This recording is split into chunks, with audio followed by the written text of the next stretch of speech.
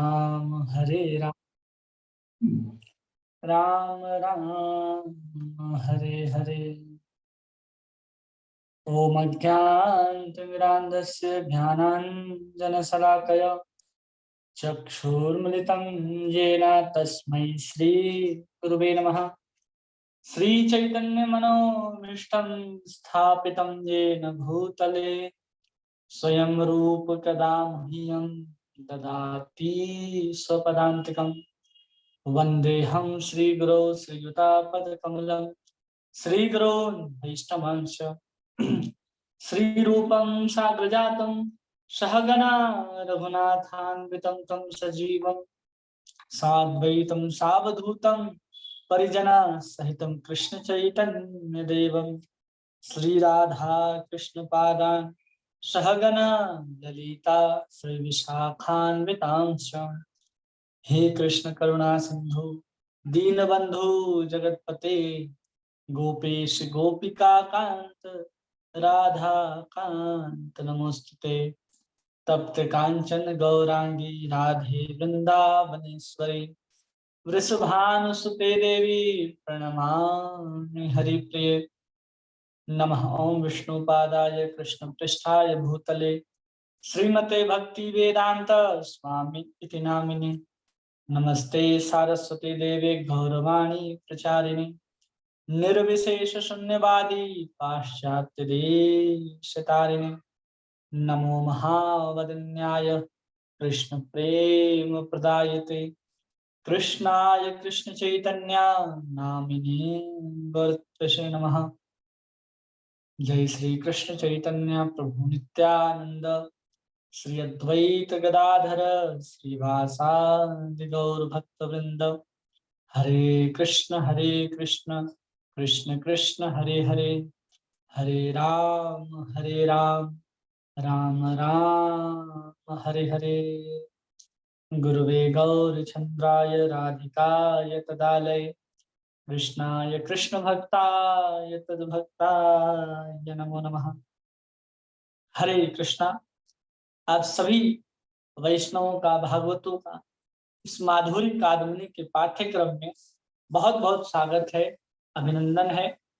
हम लोग बहुत ही सुंदर ग्रंथ माधुरी कादम्बनी, जिसमें भजन की हर एक स्तर के जो सीढ़ियां हैं, उन सीढ़ियों में पहुंचने के बाद वहां के क्या क्या लक्षण हमारे भीतर दिखाई देंगे, वहां किस किस प्रकार के व्यवधान आएंगे, वहां किस प्रकार के अनर्थ आएंगे, जिसको पार करके हम प्रेम के उस शिखर तक पहुंचेंगे। उन सारी पड़ावों को विश्वनाथ चक्रवर्ती ठाकुर अपने इस ग्रंथ में बहुत सहजता और सरलता पूर्वक समझाते हैं, जिसमें आज हम लोग इसके तृतीय अमृत वृष्टि के अंतर्गत हम लोगों ने सब कुछ देख लिया, कितने प्रकार के अनर्थ होते हैं, अनर्थ कैसे उत्पन्न होते हैं, अनर्थ किस परिमाण में कैसे भजन करने से साधन की किस भजन की अवस्था में होंगे तो हमारा किस प्रकार के जो अनर्थ हैं वो समाप्त होंगे। इन सब को हम लोगों ने चर्चा किया। अब इसको चर्चा करने के बाद अब यहाँ पर कुछ नाम की महिमा का वर्णन करते हैं विश्वनाथ चक्रवर्ती ठाकुर, जिसमें बताते हैं कि जो 5 प्रकार के उन्होंने अनर्थ निवृत्ति के प्रमाण परिमाण बताए, जिसमें एक देशवर्तनी है, बहुदेशवर्तनी है, प्रायिकी है, पूर्णा है और फिर अंत में आत्यांतिकी है। ये 5 प्रकार के निवृत्ति के क्रम का उन्होंने वर्णन किया। अब उसी क्रम को यहाँ पर सामंजस्य बिठाने के लिए यहाँ पर हम लोगों को नाम अपराधी के प्रति कैसे नाम जो है अपने प्रभाव को छिपा लेते हैं, उसका वर्णन यहाँ पर विश्वनाथ चक्रवर्ती ठाकुर करने जा रहे हैं। जिसमें क्या समझाएंगे अभी कि वो 5 प्रकार के एक देशीय, बहुदेशीय, प्रायिकी, पूर्णा और आत्यांतिक अनर्थों की निवृत्ति के बारे में जो चर्चा हुई थी, उसके यहाँ पर उसके सामंजस्य को बताएंगे कि कैसे उस क्रम से ही मुक्त होता है और किन लोगों को आवश्यकता पड़ती है कि उस प्रेम तक पहुंचने के लिए, भगवत प्राप्ति के लिए ये श्रद्धा, साधु संग, भजन क्रिया, फिर निष्ठा, रुचि, आसक्ति, भाव और प्रेम, इस तरह के सीढ़ियों से होकर के कौन जाता है और सीधा भगवान तक कौन पहुंच जाता है बिना इन सीढ़ियों के, बिना इन पड़ावों को पार करते हुए, वो यहाँ पर विश्वनाथ चक्रवर्ती ठाकुर हम सबको बताने वाले हैं। तो सबसे पहले रूप गोस्वामी का एक बहुत सुंदर ग्रंथ है जिसको हम लोग पद्यावली के नाम से जानते हैं। उसमें कह रहे हैं, उदाहरण देते हुए उसका यहाँ पर वर्णन करते हैं। विश्वनाथ चक्रवर्ती ठाकुर कहते हैं, अहम सहरद अखिलम सकृत दया देव सकल लोकस्य तरणीरिव तिमिरंजलंधिम जयति जगन मंगलम हरेर नाम। कहते हैं कि जिस प्रकार सूर्य उदित होता है और सूर्य के उदित होते ही संपूर्ण अंधकार नष्ट हो जाता है, उसी प्रकार एक बार हरि नाम लेने से क्या होने से, एक बार हरि नाम लेने से जीव मात्र के समस्त पापों को नष्ट कर देती है। ऐसे जगत मंगल हरि नाम को हम, जय हो जगन मंगलम हरे नाम जयति जगन मंगलम हरे नाम, ऐसे हरि नाम की जय जयकार हो। अब यहाँ पर कह रहे हैं कि एक बार जैसे सूर्य उदय हुआ तो सूर्य क्या थोड़े थोड़े अंधकार को मिटाता है कि नहीं, इस वाले कमरे का अंधकार अभी जाएगा और 1 घंटे के बाद उस वाले कमरे का अंधकार जाएगा। ऐसा होता है क्या कि सूर्य उदय हुआ और अलग अलग स्थान पे अलग अलग समय में आपके उसी क्षेत्र में अंधेरा अलग अलग हिस्सों में भागता है? ऐसा आपने देखा है कि उस पूरे के पूरे शहर में जहां आप रहते हैं वहां एक साथ ही पूरा अंधकार जो है वो नष्ट हो जाता है। हम लोग यही देखते हैं। उसी प्रकार यहाँ पर कह रहे हैं कि एक बार अगर कोई हरि नाम लेता है तो उसके जितने भी पाप हैं वो सब समाप्त हो जाते हैं। अखिलम सकृत देवा देव सकल लोकस्य तरणी रिवह तिमिरन जलंधरिम, कि जितने भी पाप हैं उसके वो सब नष्ट हो जाते हैं। केवल एक बार कृष्ण उच्चारण करने से संपूर्ण पाप समाप्त हो जाते हैं। अब हम लोगों ने सुना कि हम लोग भजन क्रिया शुरू करते हैं, फिर धीरे धीरे धीरे सुकृत जात अनर्थ, दुष्कृत जात अनर्थ, फिर भक्ति से उत्पन्न अनर्थ और सबसे अंतिम में अपराध से उत्पन्न अनर्थ जो है वो निवृत्त चलता रहता है, चलता रहता है, चलता रहता है। और उसमें भी हमें फिर भजन क्रिया से उठ करके रुचि तक पहुंचनी होती है, तब किसी की पूर्णा रूप से अनर्थों की निवृत्ति होती है, किसी की आसक्ति के स्तर पर पहुंचने से पूर्ण निवृत्ति होती है, और किसी किसी की तो प्रेम यहाँ तक कि भगवत प्राप्ति करने के बाद ही अनर्थों की निवृत्ति होती है। लेकिन यहाँ पर रूप गोस्वामी क्या बता रहे हैं कि कोई एक बार भी कृष्ण नाम ले ले तो उसके सब समस्त पापों को नष्ट कर देती है। उदाहरण के लिए सूर्य का लेते हैं, जैसे सूर्य उदय होते ही संपूर्ण अंधकार को नाश कर देती है, वैसे ही एक बार लिया गया भगवान का नाम, एक बार हमने कृष्ण कहा, हरि बोला, गौरांग बोला, तो हमारे अंदर के जितने भी पाप हैं वो सब नष्ट हो जाने चाहिए। अब सब नष्ट हो जाने चाहिए तो भजन क्रिया से लेकर के प्रेम तक हम हरि नाम लेते रहते हैं और उस भजन क्रिया से लेकर के प्रेम प्राप्ति तक हमारी अनर्थों की निवृत्ति चलती रहती है। हम हर दिन बैठ करके 16-16 माला, कोई 32 माला, कोई 64 माला, कोई इतने सारे संख्या में सब नाम ले रहे हैं, तो फिर उनके अनर्थों की निवृत्ति होने में इतना समय क्यों लग रहा है? ये 5 प्रकार के क्रम का वर्णन क्यों किया गया, जब एक ही बार कृष्ण का नाम लेने से हमारे जीवन के सब पाप नष्ट हो जाएंगे, उसको यहाँ पर समझा रहे हैं। उसका उदाहरण दिए कि रूप गोस्वामी क्या बताते हैं, और फिर कहते हैं भागवत में चित्रकेतु ने भगवान अनंत की स्तुति करते हुए कहे थे, क्या कहे थे? छठे स्कंद के 16वें अध्याय का 44वां श्लोक है, जिसमें कहते हैं, नहि भगवन् घटितमिदं तव दर्शन नृणाम अखिल पाप क्षय यन्मास कृच्छ्रवात् पुलकशोऽपि विमुच्यते संसारात्। कहते हैं कि एक बार भी अगर आपका दर्शन हो गया तो अखिल पाप नष्ट हो जाते हैं, इसमें कोई भी संशय का बात नहीं है, ऐसा कोई भी नहीं है कि असंभव जैसा लगता है। और फिर कहते हैं अगर आपका नाम एक बार सुनने मात्र से ही चांडाल भी संसार से मुक्त हो जाता है। क्या करें? पुलकशोऽपि विमुच्यते संसारात्। एक बार अगर किसी के कान में अगर कृष्ण नाम पड़ गया, हरि नाम पड़ गया, राम नाम पड़ गया, नारायण नाम पड़ गया, तो कहते हैं कि वो चांडाल भी क्यों ना हो, वो संसार से मुक्त हो जाता है। तो इसी प्रकार जो हरि नाम की महिमा है, वो सैकड़ों जगह, हजारों जगह हमें अपने अपने शास्त्रों में, पुराणों में हम लोगों को देखने के लिए मिलती है।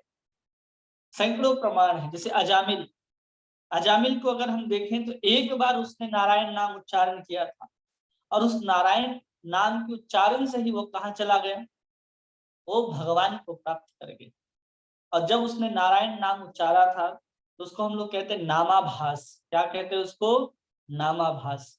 अब यहाँ पर आप लोगों को थोड़ा समझने की आवश्यकता है कि जब हम नाम ले रहे हैं, क्या ले रहे हैं? नाम। तो हम अपराध सहित नाम लेते हैं या अपराध रहित नाम लेते हैं? कभी सोचा है हम लोगों ने? हम लोग जो नाम ग्रहण करते हैं अभी, वो अपराध सहित नाम जप करते हैं, जिसमें बहुत तरह के अपराध हम लोगों के होते ही रहते हैं। कभी भगवान नाम के प्रति अपराध, कभी साधु के प्रति अपराध, कभी शास्त्रों के प्रति अपराध, कभी सेवा के प्रति अपराध, किसी अन्य अन्य प्रकार के जो अपराध हैं, हम लोग करते ही रहते हैं।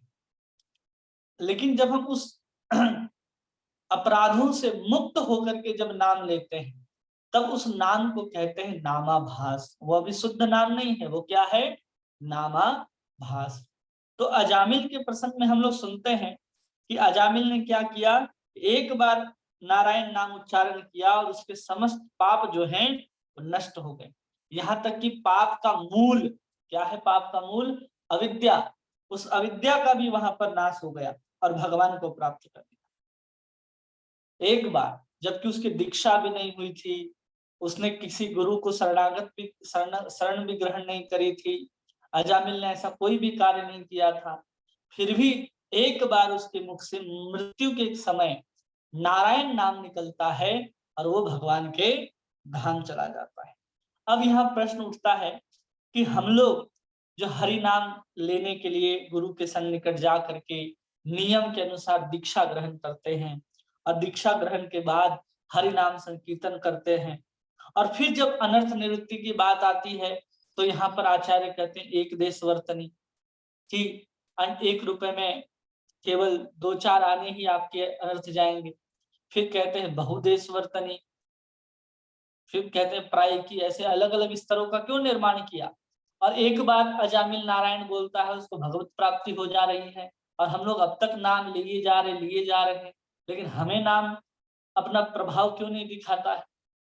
ये तो प्रश्न आता होगा ना कि अजामिल ने तो एक बार नाम लिया और उसको भगवान की प्राप्ति हो गई, और हम गुरु से दीक्षा लेकर के नियम पूर्वक नाम जप करते हैं, और फिर भी अपराधों की जहां तक निवृत्ति की बात हो रही है, तो क्रमबद्ध तरीके से हो रही है। आत्यांतिक रूप से एक ही बार नाम लेने से हमारे अंदर किसी प्रकार का कोई अनर्थों का नाश नहीं हो रहा, बल्कि सालों लग जा रहे हैं हमें नाम ग्रहण करते करते।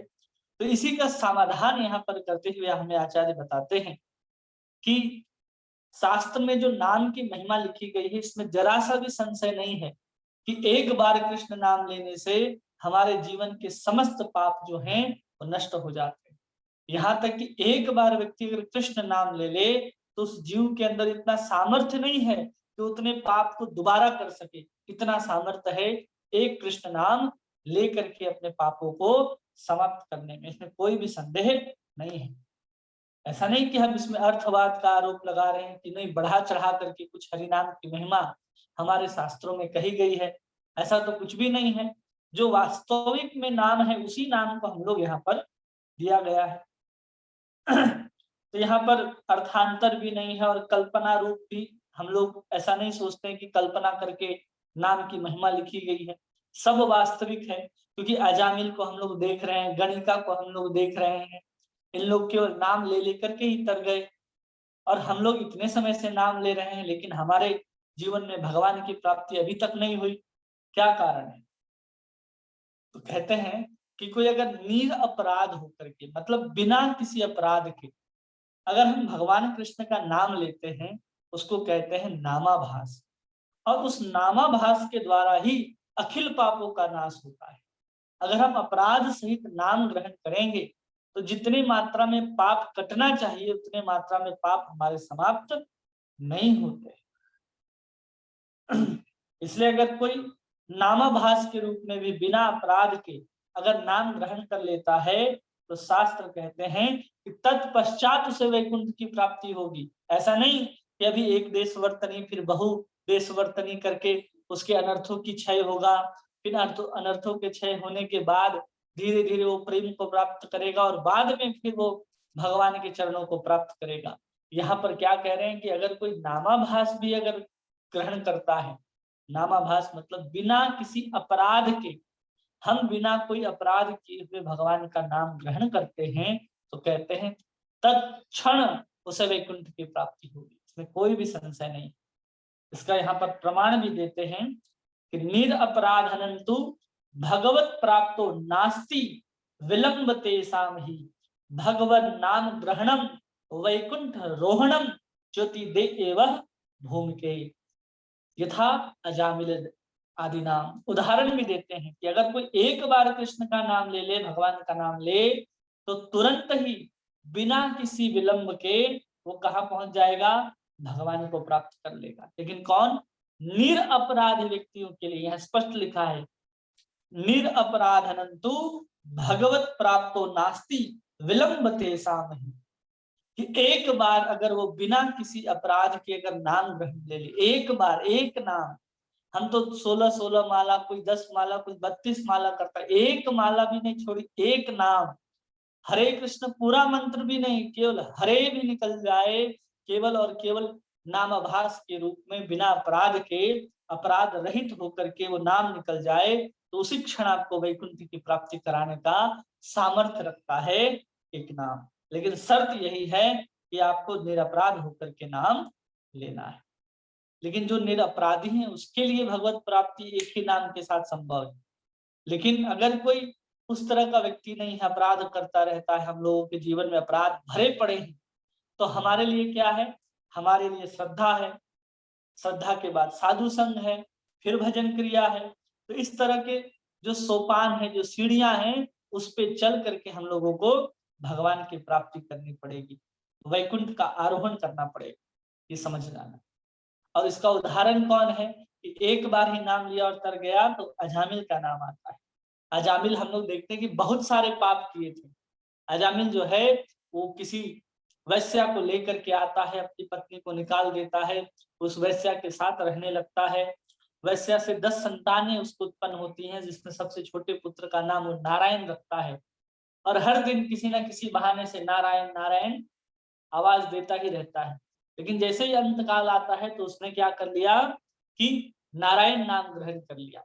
अब हम लोग सोचते हैं कि इतना पापी व्यक्ति जो एक वैश्या के ऊपर आसक्त है, उसके साथ दुराचार व्यवहार, चोरी, अन्य तरह के हिंसाएं वो करके अपना पेट पालता था और अपने पत्नी का, बच्चों का भी पेट पालता था, वो व्यक्ति कैसे इस निरपराध होकर के नाम ग्रहण कर सकता है। तो आचार्य बताते हैं कि वो जब अपने स्त्री के साथ रमण करता था या चोरी करता था, अन्य तरह के कार्य करता था, तो उसने कभी भी भगवान नाम के प्रति, भगवत वस्तु के प्रति, चिन्मय वस्तु के प्रति कभी भी अपराध नहीं किया।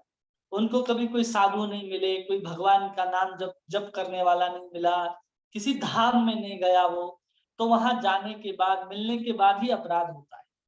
तो उसको ऐसा अवसर ही नहीं लगा कि इस चिन्मय वस्तु के प्रति वो कभी साधु निंदा करे या फिर कैसा भी अपराध करे, ऐसा अवसर ही उसे प्राप्त नहीं हुआ, जिसके कारण वो निरपराध बना रहा। पाप करता था, जैसे हमने पाप और अपराध को अलग अलग समझ लिया है कि पाप अलग वस्तु होती है और अपराध अलग, तो इस प्रकार अपराध उसने कभी नहीं किया था।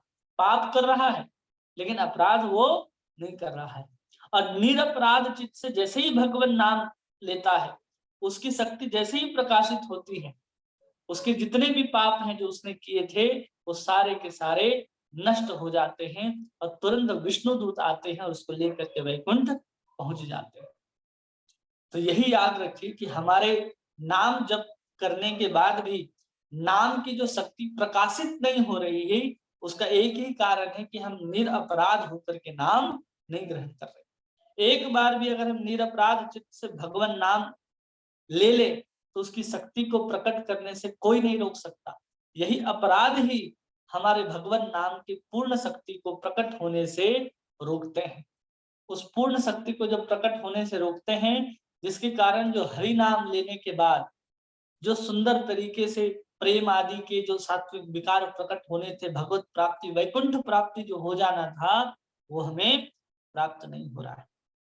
इसलिए अपराधी व्यक्तियों के प्रति अप्रसन्नता अवस्था अपनी शक्ति का प्रकाश नहीं करते। जो नाम प्रभु हैं, वो देखते हैं कि बार बार अपराध करता है, कभी वैष्णव अपराध, कभी शास्त्र निंदा, कभी और अन्य तरह के जो अपराध हम लोगों ने पढ़े, उन अपराधों को करता रहता है। और उन अपराधों के कारण ही जो हरि नाम है, हमारे सामने कभी भी अपने संपूर्ण शक्ति का प्रकाश नहीं करते। जहां नाम अपनी शक्ति का प्रकाश नहीं करते, वहां नाम महिमा के संबंध में तनिक भी शंका नहीं करनी चाहिए। कि ऐसा नहीं है कि अरे नाम में तो शक्ति ही नहीं है, क्योंकि हम तो इतने समय से नाम ले रहे, कहाँ कुछ हो रहा है, इतने बड़े बड़े शास्त्रों में वचन लिखे गए हैं, लेकिन हमारे जीवन में तो देखने के लिए नहीं मिल रहा। लेकिन यहाँ पर लिखा गया कि किसी प्रकार की कोई शंका नहीं होनी चाहिए। वहां अपराधी व्यक्ति की दुष्टता और उसके अनर्थों के अस्तित्व को ही उसका कारण समझना चाहिए। क्या कारण है? हमारा अपराध और दूसरे हमारे अनर्थ। ये अनर्थ और अपराध के कारण ही इतने सारे नाम जप को लेना पड़ता है, इतने समय तक श्रवण कीर्तन आदि हमें करना पड़ता है। और इसलिए हमें इन सोपानों से होकर के प्रेम प्राप्ति और भगवत प्राप्ति तक गुजरना होता है, क्योंकि हम सब अपराधी हैं और हमारे जीवन में बहुत प्रकार के अनर्थ है।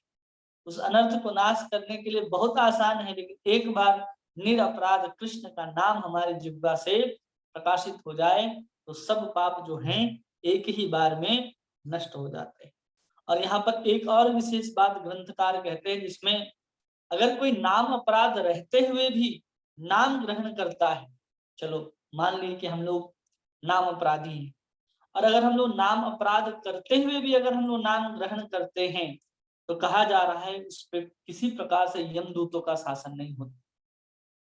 जैसे कि अजामिल है, अजामिल ने नामाभास लिया, वहां पर तो पता चलता है कि वो वैकुंठ चला गया, और वहां भी आए थे यमदूत, लेकिन यमदूत के पास को काटने के लिए विष्णुदूत आए वहां।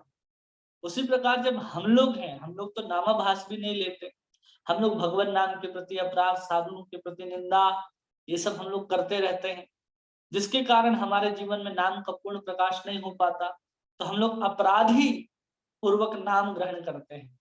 तो उसके लिए यहाँ विशेष बात बतला रहे हैं, जिसमें कहते हैं कि नाम ग्रहण करने वाला व्यक्ति, कैसा नाम अपराध पूर्वक भी अगर कोई नाम ग्रहण करता है, तो उसको यम या यम दूतों की कोई भी शासन दंड सहना नहीं पड़ता है। और जब तक उसकी अनर्थ निवृत्ति नहीं हो जाती, तब तक नाम जो है अपने मुख्य फल को, मतलब प्रेम को, कभी भी प्रकाशित नहीं करता है। इसलिए कभी भी डरने की आवश्यकता नहीं है। आप अपराधी हैं, आप अपराध पूर्वक नाम जप रहे हैं, लेकिन नाम जपते रहिए। यम और यमदूत जो है आपको कभी भी दिखाई नहीं देंगे अगर आप नाम ग्रहण करते हैं। और जब तक आपकी संपूर्ण अनर्थों की निवृत्ति नहीं हो जाती, तब तक वो हरि नाम जो है आप लेते रह सकते हैं। आप हर बार जन्म लेंगे और हर बार आपको नरक नहीं जाना पड़ेगा। क्यों? क्योंकि आप हरि नाम का आश्रय ले रखे हैं। इसलिए यहाँ पर श्लोक के साथ बतलाते हैं, प्रमाण के साथ, सकृन्मनः कृष्ण पादारविन्दयो निवेशितं तद्गुणरागयैर्हि न त यमं पाशभृतश्च तद्भटान् स्वप्नेऽपि पश्यन्ति हि चार्नि निस्पृतः। कि जिन्होंने अपने भगवत गुणानुरागी मन मधुकर को भगवान श्री कृष्ण के चरणार बिंदु के मकरंद का एक बार पान कर लिया हो, जिन्होंने सारे प्रायश्चित कर लिए हैं, वे स्वप्न में भी यमराज या उनके पास धारे दूतों के दर्शन नहीं करते। फिर नरक की ही बात क्या है? जब यमदूत ही नहीं आते तो नरक कौन लेकर के जाएगा? कोई नहीं लेकर के जा सकता है। इसलिए अपराध है हमारे जीवन में, तो भी नाम ग्रहण करते रहना है। यमदूत की ताकत नहीं है कि यमदूत आपको लेकर के चले जाएं, क्योंकि यमदूत जब जाता है तो यमदूतों को वहां पर समझाया जाता है यमराज के द्वारा कि जिसने उर्दू पुंड तिलक लगाया हो, जिसने कंठी की माला धारण कर रखी हो, जिसके जिह्वा से सतत कृष्ण का नाम उच्चारण होता हो, उसको कभी भी तुम मेरे पास लेकर के नहीं आना। उसमें हमारा अधिकार नहीं है, उसमें भगवान विष्णु का, भगवान नारायण का अधिकार है। ये वहां पर शिक्षा दी जाती है यमदूतों को कि किसके पास जाना है और किसके पास नहीं जाना है। और पद्म पुराण में भी वर्णन आता है, जहां पर वर्णन आया है 10 नाम अपराधों का, तो वहां भी कहते हैं नामनो बलात् यस्य ही पाप बुद्धि न विद्यते तस्य यमे ही शुद्धि। ये कह रहे हैं कि नाम के बल पर जो लोग पाप करते हैं, पाप आचरण में प्रवृत्ति देखी जाती है, उसके अनेक काल तक यम से भी शुद्धि नहीं होती। अब यहाँ पर नाम अपराधी को यम दंड क्या भोगना पड़ता है? इस वचन से तो ऐसे ही लगता है ना कि उसको यम दंड भोगना पड़ता है, कि बार बार यम दंड मिलेगा तब भी उसके नाम अपराध से मुक्ति नहीं हो सकती। तो इसको संगति बैठाने के लिए इस श्लोक के साथ इसकी संगति कैसे बैठेगी? एक तरफ तो बोल रहे हैं कि कृष्ण का नाम लेने से कभी यमदूत नहीं दिखेंगे, और वही पद्म पुराण में कहा जा रहा है कि तस्य यमेर ही शुद्धि, कि अनेक काल तक अगर यम से भी शुद्धि किया जाए तो भी वो शुद्ध नहीं हो सकते। तो यहाँ पर उसको उल्लेखित करते हुए समझाया जाता है कि वहां जो यम जो कहा जा रहा है, वो यम का मतलब है यहाँ पर जो योगांग के अंतर्भुक्त होता है। यम, नियम, आसन, ध्यान, धारणा, प्रत्याहार आदि जो हैं, उसमें सबसे पहला जो यम है उसको समझना चाहिए। यम मतलब होता है जो हमको नहीं करना है। यम जिसका हम पालन करते हैं ना, यम नियम जो हमें नहीं करना है, नियम मतलब जो हमें करना है। तो उस यम की बात हो रही है यहाँ पर, यम पाश वाले यमदूत के पास की बात नहीं हो रही, ये उस यम की बात हो रही है। उसके द्वारा भी शुद्धि नहीं होती। लेकिन नाम के निकट अगर अपराध और नाम की ही प्रसन्नता से दूर होती है। अगर हम नाम के प्रति अपराध किए हैं, तो अगर हम नाम के द्वारा ही नाम को प्रसन्न कर सकते हैं, कोई अन्य साधन नहीं है। नाम अपराध हम कर रहे हैं तो उसकी शुद्धि, उसकी प्रायश्चित, उसका समापन कैसे होगा? नाम कीर्तन के द्वारा ही होगा। इसलिए हम नाम के प्रति अपराध करते हैं तो नाम के द्वारा ही हम उसके प्रसन्न कर सकते हैं। उसको कोई और दूसरा यम नियम आदि के द्वारा नष्ट नहीं किया जा सकता। इसलिए यहाँ पर यम महाराज जी को लक्ष्य करके यम शब्द का प्रयोग नहीं हुआ है। यहाँ पर यम नियम आदि करके वहां पर लक्ष्य संबंधित हुआ है। अब यहाँ पर हम लोग समझते हैं कि हमारे जीवन में इतने सारे अनर्थ हैं, अपराध हैं, उन सबको नाश कैसे होगा? तो नाश भी किसके माध्यम से होने वाला है? केवल और केवल कृष्ण के नाम के ही कृपा से होने वाला है। अब कृष्ण के नाम से कैसे होगा, तो इस बात को यहाँ पर समझाते हैं कि एक उदाहरण देकर के समझाते हैं कि जो हम अपराधी हैं, अपराध के कारण जो हमारा जो कृष्ण के प्रति जो नाम में प्रति जो रुचि होनी चाहिए, या फिर जैसे शुद्ध नाम का उच्चारण हमारी जिह्वा से होना चाहिए, वो नहीं हो रहा। तो उसको यहाँ पर बताते हैं कि नाम जानबूझ करके अपना प्रकाश आपके सामने नहीं करता। क्यों नहीं करता? तो उसका उदाहरण देते हैं। जैसे बहुत बड़ा कोई व्यक्ति होता है, बहुत धनी मनी व्यक्ति है, उसके यहाँ कोई नौकर काम करता है। अब किसी धनी व्यक्ति के यहाँ कोई नौकर काम कर रहा है, लेकिन वो काम को ऐसा करता है कि हर बार कोई ना कोई गलती कर ही देता है, हर बार कोई ना कोई गलती कर देता है। तो मालिक क्या हो जाता है, उसके प्रति धीरे धीरे उस उदासीन हो जाता है कि जब भी कोई काम बोलो ये बेचारा गलती ही कर देता है। तो मालिक उसको काम बताना भी छोड़ देता है, और उदासीन होने के कारण जो उसको जिस प्रकार का धन संपत्ति, कपड़ा, ये सब मिलना चाहिए उसको प्राप्त नहीं होता, क्योंकि मालिक अब उसको देना बंद कर देता है। कौन देना बंद कर दिया? मालिक। क्यों देना बंद कर दिया? क्योंकि उसका जो नौकर है वो बार बार उसकी कहे हुए गतिविधियों की विपरीत कार्य करता है, कहीं ना कहीं वो गलती कर देता है, और उस गलती के कारण वो जो मालिक है उसका उसके प्रति उदासीन हो जाता है, उसको धन संपत्ति भोजन आदि की कमी हो जाती है, दरिद्र हो जाता है। अब यहाँ पर जो कहा बात को देखा जाए कि एक नाम के अंदर इतनी शक्ति है, तो हम कहाँ पर गलती कर रहे हैं? क्या नाम के अंदर सामर्थ्यता है या नहीं है? जैसे वो धनी व्यक्ति है, तो धनी व्यक्ति के पास धन है, लेकिन अपराध के कारण वो उसका जो नौकर है बार बार गलती करता है, इसलिए उसको जो धन संपत्ति वैभव मिलना चाहिए मालिक की तरफ से वो मिलता नहीं। ऐसा नहीं है कि मालिक गरीब है। उसी प्रकार जो नाम है, हम लोग जो नाम लेते हैं वो नाम में पूर्ण सामर्थ्यता है, लेकिन हम लोग क्या करते हैं, अपराधी सेवक के प्रति जैसा उसका स्वामी समर्थ होते हुए उदासीन रहता है, उसी प्रकार हरि नाम भी हम लोगों के अपराधी होने के कारण हमसे उदासीन रहते हैं।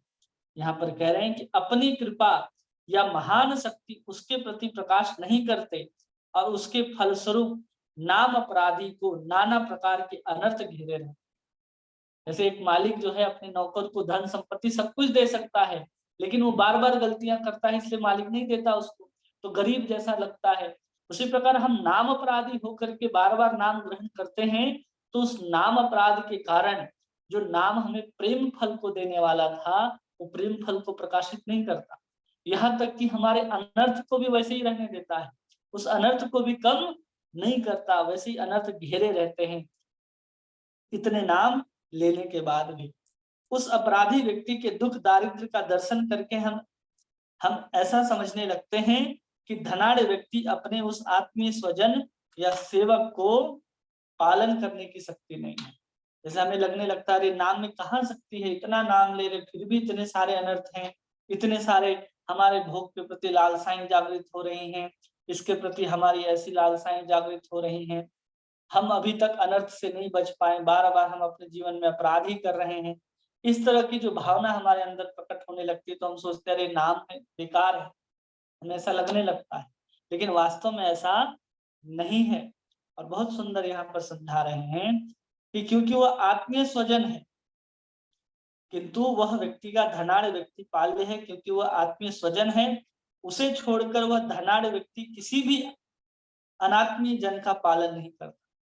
मतलब जो उसका जो नौकर है अपने मालिक के यहाँ, उसको छोड़ करके किसी और को तो धन देता नहीं है, किसको देगा, जो उसके यहाँ आकर के काम कर रहा है। उसी प्रकार जो नाम ग्रहण करते हैं, उसी प्रकार नामी भी जो है उसी का पालन करते हैं। जो नाम ग्रहण नहीं करते उसका पालन कभी भी नाम प्रभु नहीं करते हैं।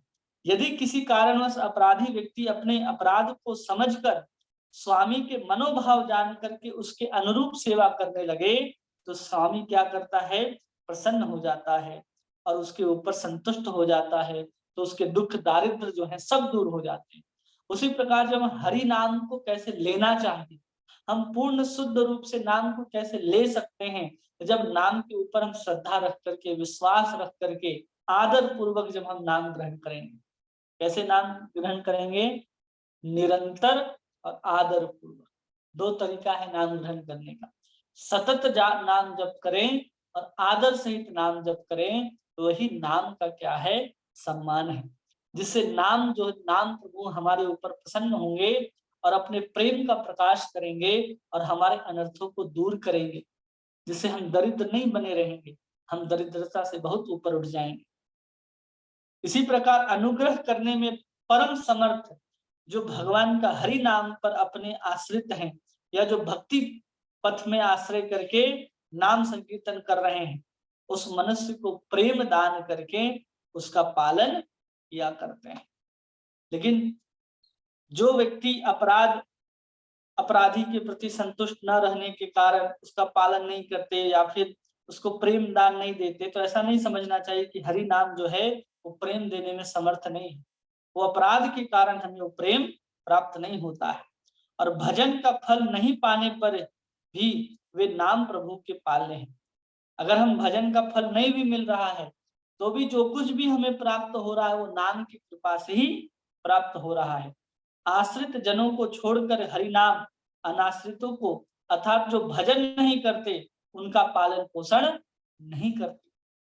स्पष्ट रूप से समझ जाइए कि बिना नाम लिए नाम किसी के ऊपर कृपा नहीं करता है, नहीं करता है और नहीं करता है। उसके लिए हमें नाम का आश्रय ग्रहण करना ही पड़ेगा, तब जाकर के नाम प्रभु जो है हमारे ऊपर कृपा करेंगे और हमें क्या प्राप्त होगा, कृष्ण प्रेम प्राप्त होगा, अन्यथा प्राप्त नहीं होगा।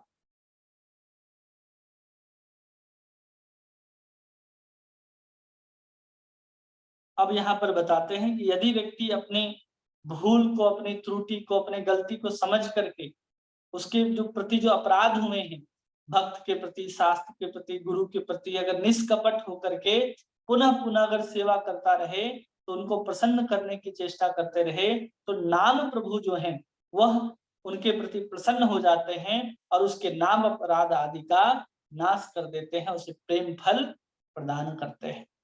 इस विषय में किसी प्रकार की मतभेद की कोई आशंका नहीं है। कहते हैं साधु संग वशात सर्व नाम अपराध क्षय, तु भक्ति देवी सम्यक प्रसादेन नाम फल प्राप्ति रेव निर्वेदितः। सारार्थ दर्शनी टीका में लिखते हैं भागवत के कि साधु संग में अगर कोई हरि कथा के द्वारा सब प्रकार के नाम अपराध के क्षय हो जाते हैं। अगर कोई शुद्ध साधु संग के द्वारा सिर्फ कथा भी श्रवण करता है, हरि कथा, तो उस हरि कथा के माध्यम से नाम अपराध क्षय हो जाते हैं और तब भक्ति देवी की पूर्ण कृपा प्राप्त होती है और उसे नाम का फल प्रेम प्राप्त हुआ जाता है। इस विषय में किसी प्रकार का कोई विवाद नहीं है। अगर अपराध है भी तो कैसे क्षमा करना है, उसके उपाय को भी यहाँ पर बताते हैं। फिर भी यदि कोई कहे कि मेरा कोई अपराध नहीं है, मैं नाम का फल क्यों नहीं अनुभव कर रहा हूँ, ऐसा अगर कोई कहे, अरे मैंने तो कोई अपराध ही नहीं किए हैं, फिर भी हमें क्यों नहीं अनुभव हो रहा है, तो बताते हैं कि अपराध के बिना दूसरा कोई भी विघ्न बाधा इतना शक्तिशाली नहीं है कि हरिनाम के फल को फलित होने में बाधित कर सके।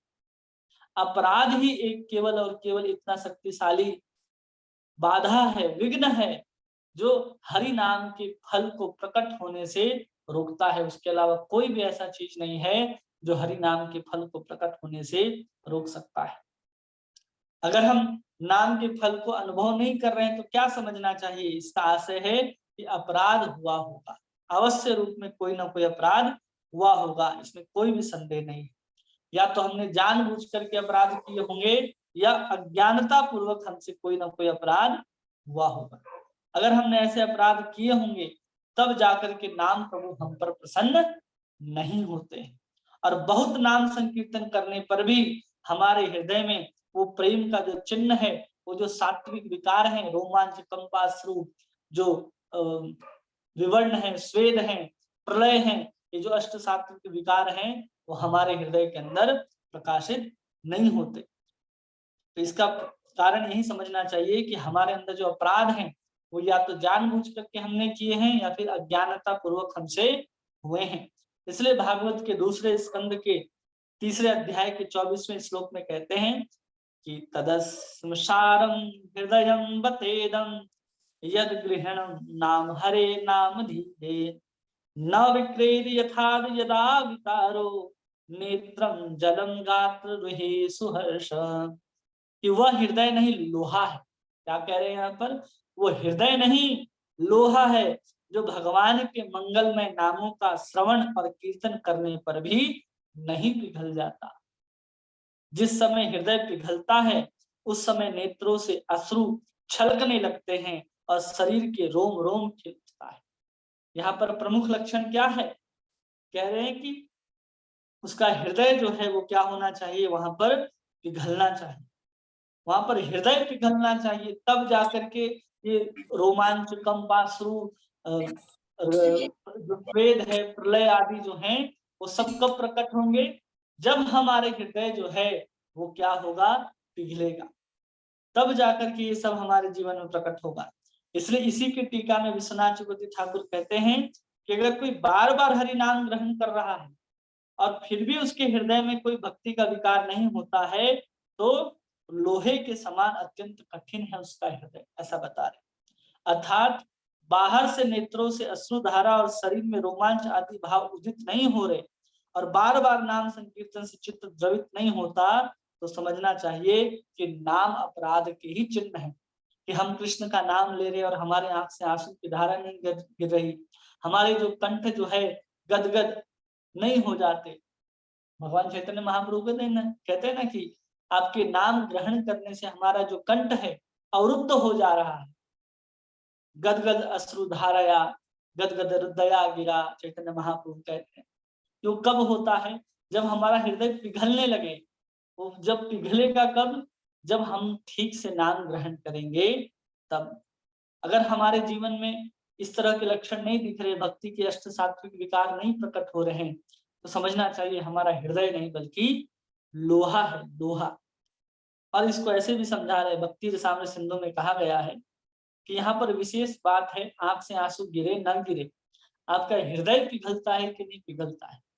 जैसे यहाँ भक्ति रसामृत सिंधु में कहा गया है कि जो पिछल चित्त वाले व्यक्ति होते हैं, मतलब जिनका हृदय जो है बहुत हल्का होता है, जब वो प्रयास करते हैं तो प्रयास पूर्वक कभी कभी उनकी आंखों से आंसू गिरने लगता है। स्वाभाविक आंसू नहीं है, वो क्या कर रहे हैं, जानबूझ करके उन आंसुओं को गिरा देते हैं। और कभी कभी होता है कि जो अत्यंत गंभीर भक्त होते हैं, उनके हृदय में इतना सामर्थ्य होता है कि अपने आने वाले जो विकार हैं उसको रोक पाते हैं, अपने अश्रुधारा को, अपने रोमांच को, जो कंठ गदगद हो जाते हैं उसको जब रोक पाते हैं, तो ऐसे महानुभाव के अंदर कभी कभी होता है कि हाँ, उनके अंदर शुद्ध भक्ति का जो भाव है वो प्रवाहित हो रहा है, लेकिन वो आंसू के रूप में या फिर स्वेद के रूप में, रोमांच के रूप में, कंठ अवरुद्ध होने के रूप में प्रकट नहीं होता। तो हमें क्या लगता है कि अरे ये तो शुद्ध भक्त नहीं होता है ना, लेकिन वास्तव में क्या होना चाहिए, उसके हृदय जो है वो पिघलना चाहिए। अगर हरि नाम ग्रहण करने से अगर उसका हृदय द्रवित हो रहा है, तब समझना चाहिए कि हाँ, कि उसको कृष्ण का जो प्रेम है, नाम का जो प्रभाव है वो दिखाई दे रहा है। यहाँ प्रमुख क्या है कि बाहर से अगर अश्रु धारा ना भी गिरे, लेकिन अंदर से उसका हृदय द्रवित होता है, तो समझना चाहिए नाम का प्रभाव है और उसका हृदय जो है लोहे के समान नहीं है। और यहाँ कहते हैं कि जब बाहर से अश्रु, पुलक आदि विकार देखा जाए और उस समय यदि हृदय द्रवित नहीं होता, तो हृदय लोहे के समान कठिन। कोई केवल रो दे लेकिन हृदय जो है बाहर से अंदर से पिघला नहीं, द्रवित नहीं हुआ, तो समझना चाहिए हृदय अभी भी पत्थर ही है। इस तरह के ढोंग से और पत्थर ही होगा, लेकिन वो कभी भी पिघलेगा नहीं। पिघलेगा कब, जब हम शुद्ध नाम को ग्रहण करेंगे। कभी कभी देखने दिखाने के लिए, कभी कथाओं में, भजनों में, भजन संध्याओं में लोगों की आंख से आंसू गिरने लगते हैं। वास्तव में वो किसी प्रकार का दिल का पसीजना नहीं है, दिल का पिघलना नहीं है। दिल पिघलेगा तो उसकी स्थिति क्या होगी, वो एक नाम से ही प्रेम का उबार उसके ऊपर चढ़ जाता है। इसलिए कभी भी हमें इस तरह की आडंबरों से बच करके रहना चाहिए। तो ऐसा हमारा हृदय है जिसमें नाम अपराध बहुत भारी मात्रा में है, इसलिए हमारा हृदय अभी तक पिघला नहीं है। आगे कहते हैं कि अगर हृदय किसी का पिघलता है, आंख से आंसू गिरते हैं, उसके 9 लक्षण होते हैं कि हाँ, इसकी आंख से आंसू गिर रहे हैं, तो उसके ये सब लक्षणों को आप देखिए तो पता चलेगा ये ढोंग था या कुछ समय के लिए, पल भर के लिए आंसू आए थे और फिर चले गए। जिसमें पहला लक्षण, सब कोई भक्ति रसामृत सिंधु पढ़े हैं तो उसमें कहते हैं ना, भाव भक्ति के लक्षण में कि क्या है कि पहले शांति, वो किसी के प्रति हर चीज को सहन करना जानता होगा, वो शांति उसके अंदर आ जाएगी। अव्यर्थ कालत्वम, एक क्षण भी भगवान का नाम लिए बिना नहीं रह पाएगा। अव्यर्थ कालत्वम, विरक्ति, वो संसार से विरक्त हो जाएगा। मान शून्यता, उसको किसी प्रकार का मान नहीं चाहिए। आशा बंद, कि हाँ हमें कृष्ण मिलेंगे ही मिलेंगे, ऐसे आशाओं के साथ वो बंध जाता है। समुत्कुंठा, उसके अंदर उत्कंठा आ जाती है कि हाँ मिलेंगे, उत्साह के साथ वो नाम ग्रहण करता है। नाम गाने सदा रुचि, और नाम गान में, कृष्ण का नाम ग्रहण करने में उसे हमेशा आनंद आता है। भगवत गुणानुकीर्तन में आसक्ति, और भगवत के गुण, भगवान के गुणों के गान में भी उनकी आसक्ति हो जाती है। और साथ में 9वां लक्षण जो है वो वृंदावन धाम आदि में निवास करने के लिए बहुत उत्साहित रहता है कि हम वृंदावन में रहेंगे, वृंदावन जाएंगे, वृंदावन में ही रहेगा वो। ऐसे 9 लक्षण दिखाई दे, तब समझना चाहिए कि हाँ वास्तव में इसके आंख से आंसू की धारा गिर रही हैं, और वो जो आंसू की धारा है, जो कंठ गदगद हो रहे हैं, वो सही में है, वो भक्त की दशा वहां तक है। लेकिन आप देखेंगे क्षण भर के लिए आंसू गिरे, क्षण भर के लिए उसके कंठ गदगद हुए, और फिर क्या है, वही संसार के लोकाचार में लग गया, वही मोबाइल में फेसबुक, व्हाट्सएप, इंस्टाग्राम चलाने लग गया, तो समझना चाहिए वो भाव भक्त की अवस्था में नहीं है। वो कुछ समय के लिए किसी का छाया, किसी का भाव का प्रकाश उसके हृदय में हुआ, बस वही दिखाई दिया। बाकी और कुछ भी नहीं है। ये सब ढोंग है, दिखावा है, फरेब है। ये 9 लक्षण जो हैं यथार्थ है। निरपराधी अगर भजन नाम संकीर्तन करने से ही अपने हृदय के नाम के प्रभाव का अनुभव करता है। अगर हम निरपराध होकर के अगर नाम जप करेंगे तो ही हम अपने हृदय में नाम के प्रभाव को अनुभव कर सकते हैं और नाम के आस्वादन में विभोर हो सकते हैं और इसके द्वारा अपने हृदय को द्रवित कर सकते हैं, जिसके कारण हमारे अंदर ये सब लक्षण प्रकट होंगे। किंतु जो कोई अगर अपराधी है या दूसरों के संपन्नता से ईर्ष्या करता है, वे बहुत नाम करने पर भी नाम को कभी भी प्रसन्न नहीं कर सकता और नाम जब तक प्रसन्न नहीं होंगे हमारा हृदय पिघलेगा नहीं। और जब हृदय नहीं पिघलेगा तो आंख से आंसू की धारा कहाँ से गिरेगी। हम कृष्ण के लिए कैसे रोएंगे नाम लेकर के, हमारे आंखों से जो गदगद अश्रु धाराया जो चैतन्य महाप्रभु कह रहे हैं वो कहाँ से आएगा, वो कभी भी आने वाला नहीं है। इसलिए हमारे हृदय को यहाँ पर विश्वनाथ चक्रवर्ती ठाकुर क्या कह रहे हैं, लोहे के समान है, पत्थर भी नहीं। तदस्म सारम, तदस्म मतलब क्या होता है, लोहे के समान है हमारा हृदय, अगर ऐसा नहीं होता है। इसलिए साधु संघ के प्रभाव से निरंतर अगर नाम ग्रहण करने में चित्त द्रवित होने पर उनका हृदय का जो काठिन्य है, लोहे जैसा जो हृदय है वो पिघल जाता है। इसलिए हमें साधु संग में रह करके हमेशा भजन करने का अभ्यास करते रहना चाहिए। और आगे बताते हैं कि अगर हम नाम अपराधी हैं, ठीक है, या हम बहुत पापी हैं, इस तरह के व्यक्ति हैं, तो क्या हम गुरु धारण किए हैं, अगर हमने गुरु का आश्रय ग्रहण किया है और फिर भी हम नाम अपराध करते रहते हैं, नाम अपराधी बने रहते हैं, तो क्या ये सब व्यर्थ हो जाएगा। इसके विषय में यहाँ पर चर्चा करते हैं कि ऐसा नहीं है कि अगर किसी ने अगर गुरु धारण कर लिया है तो उसके प्रति ऐसा सब कुछ देखने के लिए मिलेगा। जैसे बहुत बड़ी व्याख्या करते हैं और इस व्याख्या को करते हुए प्रश्न उठाते हैं, स्वयं विश्वनाथ चक्रवर्ती ठाकुर प्रश्न उठाते हैं जो भक्ति रसामृत सिंधु में दिया गया है कि एक ब्राह्मण पूछते हैं उसमें कि भगवान के नाम के प्रति कौन से अपराध हैं जिनका आचरण करने से मनुष्य की सब सुकृतियां नष्ट हो जाती, कि कौन सा ऐसा नाम अपराध है जिसको हम ग्रहण कर लेते हैं, जो कर देते हैं तो हमारे जीवन की जितनी भी सुकृतियां हैं वो सब नष्ट हो जाती है। या फिर अप्राकृतिक वस्तु में प्राकृतिक भाव उत्पन्न ला देती है। जैसे भगवान का नाम चिन्मय है, धाम चिन्मय है, प्रसाद चिन्मय है, लेकिन हम उसको प्रसाद नहीं, उसको तुरंत बोलते हैं खीर चावल सब्जी, मटर की सब्जी, पालक पनीर की सब्जी, वो तुरंत प्रसाद जो भोग थाली उठा करके लाते हैं वो प्रसाद से तुरंत पालक पनीर बन जाता है। अपराध के कारण ही बनता है, क्योंकि हमारा प्रसाद में अभी भी प्रसाद की बुद्धि नहीं है। हम प्रसाद में क्या बनाते हैं, चावल दाल, अलग अलग प्रकार के पकवान, और भोग लगाने के बाद भी वहां से क्या आता है, दाल चावल अलग अलग तरह के जो पकवान है वही आते हैं, मटर की सब्जी, पालक पनीर की सब्जी, यही आती है। हम उसे प्रसाद बुद्धि नहीं कर पाते हैं। ऐसा क्यों होता है, किस अपराध के कारण ऐसा होता है। भगवान के गुण नाम आदि जो तत्काल प्रेम प्रदान कर सकते हैं वो किस कारण से हमें प्रेम प्रदान नहीं करते हैं। और कहते हैं कि जो तीर्थ बुद्धि है, जो भगवान के जो धाम है, जो तीर्थ बुद्धि है, वहां जाने के बाद, वहां बहुत दिनों तक रहने के बाद, उसका सेवन करने के बाद भी हमें सिद्धियां क्यों नहीं प्राप्त होती। भगवान को जो निवेदित किए जाने पर भी जो दूध घी तांबुल प्रसाद आदि हैं, हम उसको जो भगवान को अर्पित करके फिर भी ग्रहण करते हैं और ग्रहण करने के बाद भी जो हमारे विषय वासना के जो तरंग है हृदय में उठते रहते हैं वो समाप्त क्यों नहीं होते हैं। और कह रहे हैं कि चिन्मय होते हुए प्राकृतिक वस्तुओं की भांति क्यों प्रतीत होते हैं, और भगवान के प्रति जिन गुरुतर अपराध के कारण अपना अपना फल प्रदान नहीं करते, वो अपराध कौन से हैं, कृपया करके हमें बताइए कि ये सब क्यों होता है।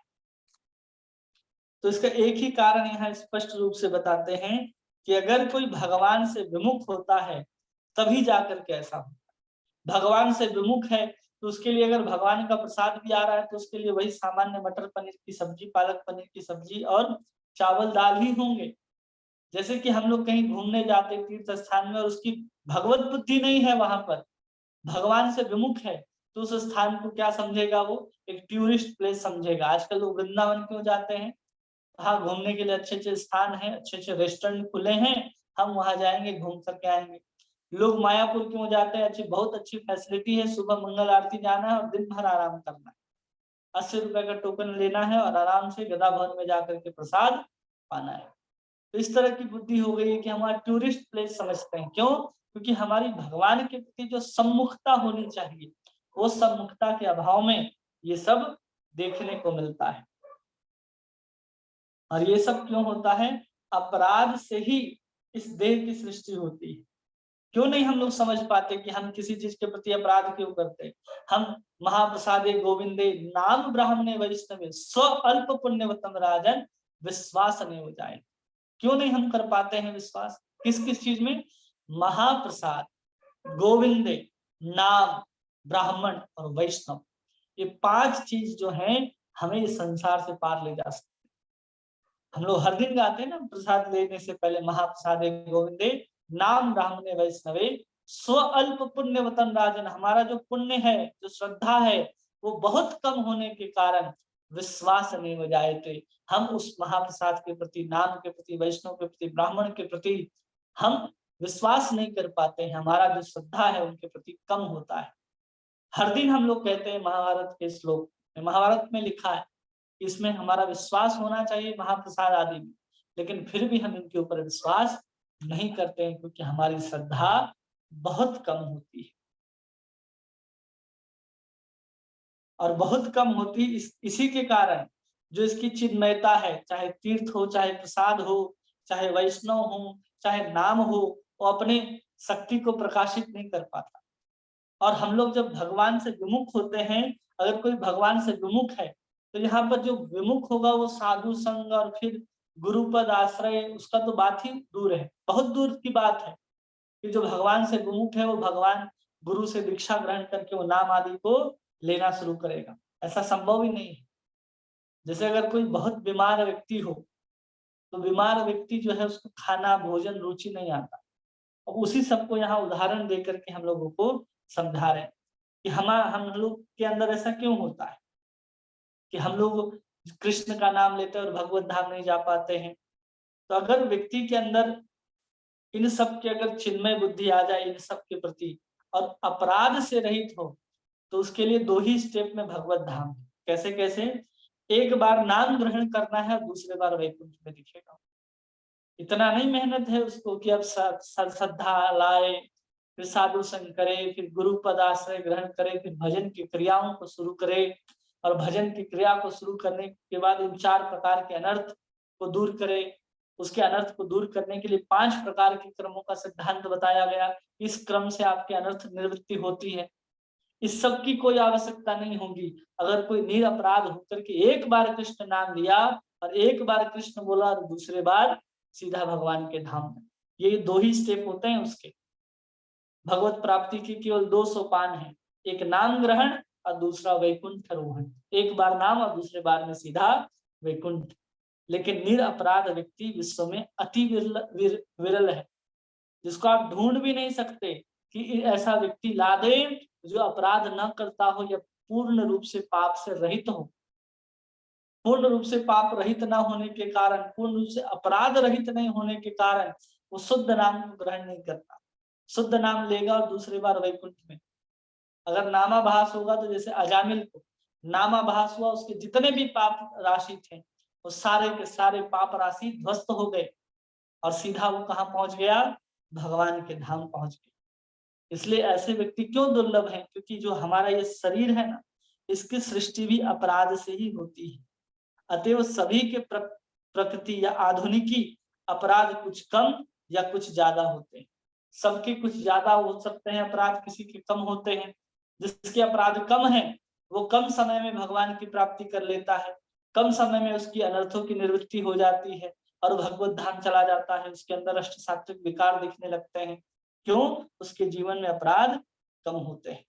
लेकिन हम लोगों के जीवन में अपराध बहुत है। इसलिए हमें श्रद्धा से लेकर के प्रेम प्राप्ति के लिए 9 अलग अलग जो सोपान बताए गए हैं, इस श्रद्धा से साधु संग, भजन क्रिया, अनर्थ निवृत्ति, फिर रुचि, आसक्ति, भाव, प्रेम, ये सब जो अलग अलग स्तर बताए गए हैं, इसलिए ही बताए गए। इसलिए यहाँ नाम अपराध के वर्णन में एक और श्लोक का वर्णन करते हुए कहते हैं कि ते अपराधा विपेन्द्र नामनो भगवतः कृतः विनिघ्नन्ति नृणां कृत्यं प्रकृतं हानयन्ति ही। कि हे विप्रश्रेष्ठ, भगवान के नाम के प्रति कौन से अपराध हैं जिनके आचरण के कारण मनुष्य की सब सुकृतियां नष्ट हो जाती हैं और अप्राकृतिक वस्तु में प्राकृत बुद्धि आ जाती है। ग्रंथकार स्वयं उपरोक्त श्लोक की व्याख्या कर रहे हैं और शास्त्र में भी देखा जाता है। क्या देखा जाता है कि भगवान के गुण नाम श्रवण कीर्तन करने मात्र से मनुष्य तत्क्षण प्रेम लाभ कर सकता है। तुरंत अभी कृष्ण बोला और अभी कृष्ण का प्रेम प्राप्त हो जाता है। ऐसे शास्त्र में देखने के लिए भी मिलता है।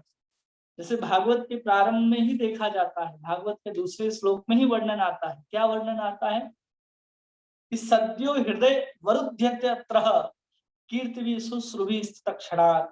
कि अगर कोई भागवत का केवल श्रवण करने की इच्छा मात्र करता है और केवल इच्छा मात्र करने से ही भगवान उसके हृदय में आकर के अवरुद्ध हो जाते हैं। और भगवान कैसे आते हैं? बिना प्रेम के आविर्भूत हुए भगवान हरि आपके हृदय में नहीं आ सकते। तो जैसे ही आप इच्छा करते हैं भागवत को श्रवण करने का, उसी समय समझना चाहिए केवल इच्छा मात्र से प्रेम आपके हृदय में अवस्थित हो जाता है और उस प्रेम के कारण हृदय में आकर के हरि जो है विराजमान हो जाते हैं।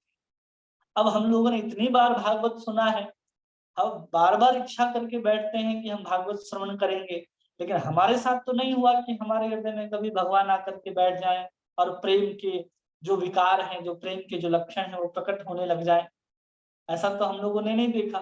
लेकिन हरि के गुण नाम आदि के वर्णन से श्री भगवान जो हैं, अगर उसके श्रवण करने की मात्र हम इच्छा करते हैं तो उसकी इच्छा मात्र से प्रेम की उदय की श्रुति देखी जाती है, फल श्रुति देखी जाती है कि अरे वाह, ये तो भागवत का श्रवण करेगा। और भागवत का श्रवण करने की इच्छा मात्र से उसके अंदर प्रेम जो है वो प्रकट हो जाता है। ऐसा उस श्रुति में लिखा है। क्या लिखा है ना कि सद्यो तुरंत हृदय वरुध्यत अत्रः। इसके कारण कीर्ति भी शुश्रुभि तत्क्षणात्, कि जैसे ही श्रवण करने की इच्छा करेगा भागवत की कथाओं को, कृष्ण की लीलाओं को, सद्य वरुध्यते अत्रः, तुरंत भगवान कृष्ण उसके हृदय में आकर के अरुद्ध हो जाएंगे। इस प्रकार पुराण में हम लोग या वृंदावन आदि धाम में भी प्रेम प्रदान की शक्ति का वर्णन है। कोई अगर वृंदावन में रह लिया तो उसको कृष्ण का प्रेम प्राप्त हो जाएगा। ऐसा एक वर्णन आता है पद्म पुराण में कि अहो मधुपुरी धन्या, कि वो मथुरापुरी जो है वो धन्य है। वैकुंठाच गरीयसी, कि वैकुंठ से भी श्रेष्ठ है। क्यों भाई? तो कहते हैं कि दिनम एकम निवासेन, अगर कोई एक दिन निवास करता है, हर भक्ति प्रजायते, उसके हृदय में भगवान की हरि की जो भक्ति है वो प्रजायते, उत्पन्न हो जाती है। केवल और केवल एक दिन वहां पर निवास करने से हमारे हृदय के अंदर कृष्ण प्रेम जो है वो जागृत हो सकता है। लेकिन हमारे अंदर क्यों नहीं हो रहा? कहा जा रहा है कि एक दिन निवास करेंगे और भगवान की भक्ति प्राप्त हो जाएगी। हम भागवत को श्रवण करने बैठेंगे और भगवान हमारे हृदय में आ जाएंगे। और फिर उद्धव भी यहाँ पर कहते हैं 11वें स्कंद में भगवान से, तयोपभुक्तस्त्र गंधवासु अलंकार चर्चितः उच्चिष्ट भोजिनो दासत्व मया जये नहीं। कि आपकी जो माया माला है, गंध है, वसन है, अलंकार है, जिससे आप अलंकृत होते हैं, अगर उसको हम निर्माल्य के रूप में, उचिष्ट के रूप में हम दास अगर धारण कर लें तो माया को जीत सकते हैं। कोई अगर प्रसाद को ग्रहण करता है, भगवान की प्रसादी माला को धारण करता है, भगवान के द्वारा, भगवान के श्री विग्रह से उतारे गए वस्त्रों को अगर धारण करता है या किसी वस्त्र को भगवान को निवेदित करके पहनता है, तो कहते हैं कि माया को जीत सकता है। लेकिन इतना सब कुछ करने के बाद भी, इतना सब कुछ सुनने के बाद भी जो प्रेम दान करने में समर्थ है, उसकी कीर्तन को दीर्घ काल तक हम लोग करते रहते हैं, दीर्घ काल तक भोजन करते हैं, दीर्घ काल तक वृंदावन का निवास करते हैं, दीर्घ काल तक कृष्ण का नाम लेते हैं, फिर भी क्या होता है कि हम प्रेम लाभ से बहुत दूर रहते हैं। तो क्यों दूर रहते हैं? एक ही कारण बताया जा रहा है कि जो नाम अपराध भजन में इतना बड़ा बाधक है। केवल और केवल नाम अपराध के कारण ही हम लोगों के साथ ऐसा होता है। या तो हमारा उसके प्रति विश्वास नहीं होता, हम वृंदावन जाकर के भी साधारण धूल मिट्टी वट वृक्ष आदि को देख करके आ जाते हैं, इसलिए हमारे साथ ऐसा होता है। अब यहाँ पर कहते हैं नाम अपराध कौन कौन से हैं। प्रत्येक साधकों के नाम अपराधों को अच्छी तरह जान करके अत्यंत सावधानी के साथ उनका वर्जन करके भजन पथ पर अग्रसर होना चाहिए। हर व्यक्ति को, जो हम लोगों ने पढ़ा ना कि कितने प्रकार के नाम अपराध होते हैं, कैसे कैसे अपराध होते हैं, किसे अपराध की श्रेणी में डाला जाता है, किसे अपराध की श्रेणी में नहीं डाला जाता है, सब हम लोगों ने देखा। अब उसको अगर ठीक से समझने के बाद अगर हम उससे बचते हुए नाम जप करेंगे और तब जाकर के हम इस मार्ग पर अग्रसर हो सकते हैं, उससे अपराधी की भगवत विमुखता जो है वो उचित रूप से दूर होती है। अगर कोई अपराधी है, भगवान नाम का अपराधी है, तो अपराधियों के लिए जो गुरु पद आश्रय है या भजन की क्रिया है आदि न होना ही उचित है। कि अपराधी है तो कभी भी वो भगवान का नाम ग्रहण ही नहीं कर सकता। इसलिए यहाँ पर कोई कहता है कि अगर हम तो अपराधी हैं, हम गुरु पद आश्रय क्यों ग्रहण करें, या हम गुरु से दीक्षा क्यों ग्रहण करें, हम तो शुद्ध नाम ही नहीं ले पाते।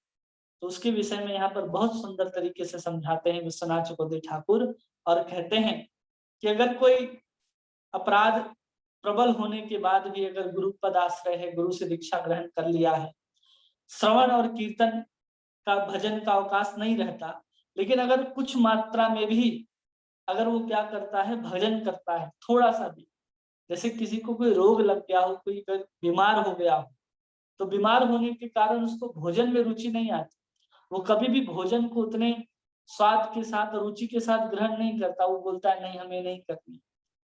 लेकिन जैसे ही थोड़ा थोड़ा भोजन करना शुरू करता है, तत्काल तो बहुत ज्यादा नहीं, कुछ कुछ भोजन जो है वो करना शुरू करता है, और जैसे ही थोड़ा थोड़ा भोजन करना शुरू करता है तो उसके अंदर धीरे धीरे जो शक्ति है भोजन करने के बाद वो धीरे धीरे बढ़ने लगती है, उसको भोजन में रुचि आने लगती है। जैसे जैसे उसका रोग बीमारी जब बुखार जब कम होता है तो अच्छा लगने लगता है, तो भोजन भी उसे स्वादिष्ट लगने लगता है। उसी प्रकार अगर अधिक समय तक अपराध भोगने के बाद, कितने समय के बाद, बहुत समय तक हमने अपराध भोग लिया, कि चलो हमने गुरु पद आश्रय भी ग्रहण नहीं किया, गुरु से दीक्षा भी नहीं ली, लेकिन हम बहुत काल तक अगर इन अपराधों को भोग लेते हैं और उस भोगने के बाद जो है धीरे धीरे वो भोग जो है अपने आप शिथिल हो जाते हैं, और तब भजन क्रिया में कुछ रुचि उत्पन्न होने लगती है। चलो हम लोग नाम जैसे तैसे जप रहे हैं, जपें, लेकिन उसी नाम को जपते जपते जैसे बीमार व्यक्ति की बीमारी जैसे जैसे ठीक होती है, भोजन में रुचि बढ़ने लगती है, और उसके अंदर शरीर की जो अंदर जो पुष्टि है, तुष्टि है, वो सब कुछ धीरे धीरे प्रकट होने लगता है, हमें अच्छा लगने लगता है। उसी प्रकार हम कितने भी अपराधी हों, उन अपराधों को भोगते हुए अगर हम थोड़ा थोड़ा अगर कृष्ण का नाम श्रवण कीर्तन करने लग जाएं, भजन क्रिया में कुछ कुछ रुचि अपने आप उत्पन्न होती चली जाएगी। इसलिए गुरु पद आश्रय और भजन क्रिया हो सकती है, कितना भी कोई अपराधी क्यों ना हो, उसके बाद भी गुरु पद आश्रय ग्रहण करके भगवान का नाम ले सकता है। और जैसे ही पूरा का पूरा जो बुखार है वो उतर जाता है, उतर जाने के बाद जो उसका वेग है वो कम हो जाने पर भी कभी कभी क्या देखा जाता है कि हम बहुत हिष्ट पुष्ट वाले जो बहुत सुंदर सुंदर नहीं बीमार पड़ते तो हॉर्लिक्स कोई ले आते, कोई बॉर्नविटा लेकर के आते कि अभी बीमार से उठा है, कोई प्रोटीन अलग अलग तरह की दवाएं दी जाती हैं ताकि वो तुरंत ठीक हो जाए, लेकिन उसको भी होने में कुछ समय लग जाता है। उसी को कहते हैं कि अगर कोई बीमारी से ठीक हो जाता है तो थोड़े परिमाण में ही पुष्ट करते हैं, उसी प्रकार अपराधी की गति मंद होने पर भी कृष्ण के गुण नाम आदि आस्वादन अनुभव विशेष रूप से नहीं होता, कम परिमाण में होता है। हम अपराधी हैं तो भी हम कृष्ण के नाम का, कृष्ण के स्वरूप का, कृष्ण की सेवा का आस्वादन कर सकते हैं, लेकिन किस मात्रा में, थोड़ा थोड़ा कर सकते हैं। जैसे कोई बीमार व्यक्ति है तो तुरंत बीमार से उठने के बाद तो वो हर कुछ खाने के बाद भी पूर्ण रूप से स्वाद ग्रहण नहीं कर पाता, तुरंत पुष्ट नहीं हो पाता। तो उसी का यहाँ पर उदाहरण दे रहे हैं कि सब पूरा बुखार उतर जाने पर भी अगर वेग कम हो जाता है तो पुष्टिकर जो खाद्य इत्यादि हैं उसको विशेष पुष्ट नहीं करते, थोड़े परिमाण में ही पुष्ट करते हैं। उसी प्रकार कोई अपराधी है, जो नाम अपराधी है, सेवा अपराधी है, वैष्णव अपराधी है, उसकी गति जो है मंद होती है। वो धीरे धीरे विकास की ओर जाता है, धीरे धीरे वो प्रेम की सीढ़ी को प्राप्त करेगा, प्रेम के स्तर को प्राप्त करेगा, लेकिन करेगा। जो भगवान का आस्वादन है, भगवान के नाम में रुचि है, वो भी कम मात्रा में अनुभव करेगा, लेकिन अपराधी व्यक्ति भी अनुभव करेगा। और अधिक समय तक ज्वर के लिए उचित औषधि और पथ्य इत्यादि के सेवन करते रहने पर जिस प्रकार रोग दूर हो जाता है, जैसे कुछ पथ्य होते हैं, कुछ कुपथ्य होते हैं, जिसको हम लोग क्या परहेज, कि ये दवाई लेनी है और ये चीज वस्तुएं आपको नहीं खानी है, तो उसको पथ्य कहते हैं, से रोग दूर हो जाता है। उसी प्रकार देह की पुष्टि साधित होती है। उसी प्रकार अगर हम महाऔषधि जो नाम है, उस नाम को गुरु वैष्णव की निष्कपट रूप से सेवा करते करते अपराध का नाश के तारतम्य के क्रमशः भजन भी परिपुष्ट होते हुए भजन रस में आस्वादन की चमत्कारिता जग उठती। क्योंकि हम अपराधी हैं, तो हमारे जीवन से वो नाम कैसे जाएगा, वो अपराध कैसे क्षमा होंगे, वो अनर्थ कैसे जाएंगे। इसका यहाँ पर प्रमाण देते हुए हम समझा रहे कि एक देशीय बहु देश वर्तनी प्राय की पूर्णा अत्यंत की जो अपराध निवृत्ति के जो क्रम बताए गए, वैसे ही धीरे धीरे वैष्णव की सेवा करने से, साधुओं की सेवा करने से, गुरु के निकट सेवा करने से, निरंतर नाम जप ग्रहण करने से धीरे धीरे हमारे अंदर भक्ति रस का आस्वादन हम लेने लग जाएंगे। हमारे जीवन से अपराध और अनर्थ समाप्त होते चले जाएंगे। इसलिए भगवान के गुण नाम आदि तत्क्षणात प्रेम दान में परम समर्थ रहने पर भी साधकों के अपराध का अस्तित्व रहने पर श्रद्धा से साधु संग, भजन क्रिया, फिर अनर्थ निवृत्ति, निष्ठा आदि के स्तर का वर्णन सुसंगत होता है। क्यों हो रहा है? क्योंकि हमारे जीवन में अपराध बहुत है और अपराध से मुक्त होकर के ही हम प्रेम को और कृष्ण को प्राप्त हो सकते हैं। इसलिए हमारे जीवन में ये 9 प्रकार की सीढ़ियां देखने के लिए मिलती है। और जिनके जीवन में अपराध नहीं होता, जैसे अजामिल, उसने सिर्फ पाप ही पाप किया था, उसने कभी भी अपराध नहीं किया था। इसलिए एक बार ही नारायण नामाभास के रूप में लेता है और समस्त जीवन के जो पाप हैं वो सब समाप्त हो जाते हैं और वो भगवान को प्राप्त कर लेता है। हम केवल आखिरी एक बचा था, तो हम सोचे थे कि ये भी समाप्त हो जाएगा, लेकिन हो नहीं पाया। अगर हो जाता तो आज हम लोगों की जो तृतीय अमृत वृष्टि है वो संपूर्ण हो जाती। तो ये बात हम लोगों को भली भांति समझ में आ गई होगी कि हमारे जीवन में जो अपराध हैं उनकी निवृत्ति करने के लिए इन क्रम का क्यों वर्णन किया गया। जब एक ही बार कृष्ण का नाम लेने से प्रेम प्राप्त हो जाएगा, तो इसका मुख्य कारण है हमारे जीवन में होने वाले अपराध और अनर्थ, जिसके कारण हम एक ही बार कृष्ण का नाम लेते हैं, वो शुद्ध नाम नहीं होता है। और शुद्ध नाम लेने के लिए ही ये भजन क्रिया और भजन क्रिया के बाद रुचि आसक्ति भाव प्रेम इन सब की सीढ़ियां बनाई गई हैं। अगर हम शुद्ध नाम ग्रहण कर चुके होते, ले पाते, तो हम एक बार कृष्ण बोलते और दूसरी बार वैकुंठ में नजर आते। तो इस तरह की शक्ति नाम के अंदर होती है कि तुरंत आपको प्रेम के सागर में सराबोर कर दे। लेकिन अपराध होने के कारण वो नाम जो है अपने पूर्ण गुण को, शक्ति को प्रकट नहीं करता है। इसलिए अपराध से बच करके हमें नाम को ग्रहण करना चाहिए। किन्हीं का कोई प्रश्न है जो आप पूछना चाहते हैं तो पूछ सकते हैं।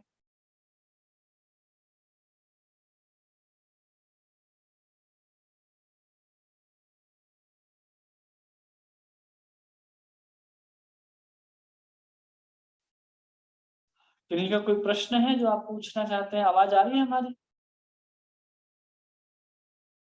आ रही है प्रभु जी, बिल्कुल क्लियर प्रभु जी। हरे कृष्णा, दंडवत प्रणाम। समझ में आई सारी बातें? जी प्रभु जी।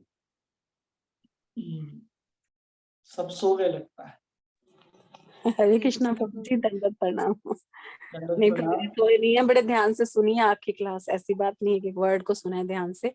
एक्चुअली क्या होता है प्रभु जी, जैसे अब आप बोल रहे हो ना, तो हमें भी एकदम से मतलब माइंड अपना वो नहीं हो पाता कि जैसे पीछे छोड़ के आगे आगे जैसे हम सुनते चले जाते हैं, तो कई बार ना एकदम दिमाग में क्वेश्चन नहीं आता। अच्छा प्रभु जी, एक प्रश्न था मेरा कि जैसे अभी आपने बताया कि मथुरा में अगर हम एक रात मतलब वहां रहते हैं तो हमें भगवान की भक्ति प्रेम मिलता है। तो प्रभु जी वो वृंदावन से अलग हुआ कि हमें मतलब वहीं रहना चाहिए प्रॉपरली, या वृंदावन में रह के भी ये चीज? एक दिन निवास करना तो एक दिन तो आप कभी भी जा सकते हैं ना। हाँ जी। तो एक दिन निवास करने से ही कृष्ण प्रेम आपके हृदय में आ सकता है, लेकिन हमारा उसके प्रति चिन्मय बुद्धि नहीं है ना। हम जी। अभी साधारण रूप से समझते हैं कि हम जो वृंदावन में प्रवेश करते हैं, वृंदावन वैसे ही दिखता है जैसे हमारा शहर दिख रहा था, वैसे ही सड़कें, वैसे ही दुकानें, वैसे ही लोग, जिसके कारण हम उसमें प्राकृतिक बुद्धि कर लेते हैं, वो अपराध हो जाता है। और उस अपराध के कारण है वृंदावन अपना पूर्ण प्रकाश आपके सामने प्रकट नहीं करता है। जी जी जी। एक प्रभु जी आपने बताया कि अजामिल ने जैसे पाप किए, अपराध नहीं किया। आपके कहने का हाँ, मतलब ये है कि अगर हमने कोई चोरी की है, किसी को दंड दिया है, या कोई भी मतलब भौतिक संसार से रिलेटेड अगर हमने कोई भी पाप किया है, तो वो हाँ, अपराध में काउंट नहीं होता। अगर हम किसी नहीं, वैष्णव का अपराध करते हैं या किसी मतलब वृंदावन धाम में जाके कुछ गलत करते हैं, वो अपराध में काउंट होता है ना हाँ, प्रभु जी? तो वो शुद्धता को जी, मतलब वो नहीं कर पाता है ना। यही जी, समझाया ना आपने कि इसीलिए अजामिल को एक बार नारायण कहने से मतलब उनको भगवान की वैकुंठ की प्राप्ति हुई ना। हाँ, एक ही बार में वो भगवान को प्राप्त कर गए, क्योंकि उनका जो भी चिन्मय वस्तु हैं, उनके प्रति उन्होंने कभी भी अपराध नहीं किया। कभी उन्होंने साधु को नहीं देखा, किसी वैष्णव को नहीं देखा, मंदिर नहीं गए, तो अपराध भी नहीं हुआ। और हम लोगों के साथ क्या है कि हम सब कुछ जानते हैं, समझते हैं, और फिर भी हम जानबूझ करके अपराध करते हैं, जिसके कारण वो नामाभास जो है, शुद्ध नाम तो छोड़िए, नामाभास भी हम ले नहीं पाते। नामाभास कब होता है? जब हम अपराध से मुक्त होकर के नाम लेते हैं, तो नामाभास सब अनर्थ समाप्त होने के बाद जब हम प्रेम की अवस्था में नाम ग्रहण करते हैं, तो शुद्ध नाम होता है।